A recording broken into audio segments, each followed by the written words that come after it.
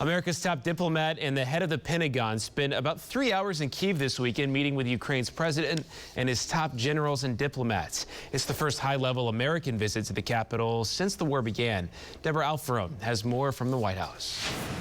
Secretary of State Antony Blinken and Defense Secretary Lloyd Austin praised Ukraine in its battle for freedom. We don't know how the rest of this war will unfold, but we do know that a sovereign, independent Ukraine will be around a lot longer than Vladimir Putin's on the scene. During their meeting with Ukrainian President Volodymyr Zelensky and his staff, the Americans told the Ukrainians they're pledging more than $700 million in new military and financial support. They can win if they have the right equipment, the right support, and we're going to do everything we can, continue to do everything we can to ensure that that gets through.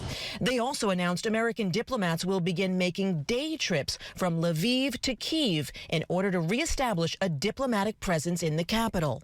And they announced President Biden is nominating Bridget Brink, the current U.S. ambassador to Slovakia, to be the next ambassador to Ukraine. Someone I've served with for a long time, deeply experienced in the region, will be a very strong representative for the United States in Ukraine. Secretaries Blinken and Austin traveled from Poland to Kyiv by train. Overnight, Russian forces targeted Ukrainian railways with missile strikes.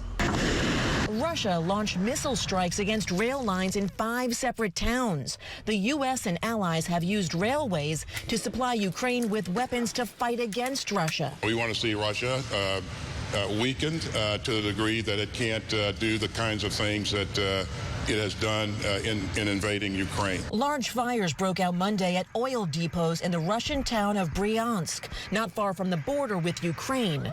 Russian officials say they're investigating the cause. Deborah Alfarone, CBS News, the White House.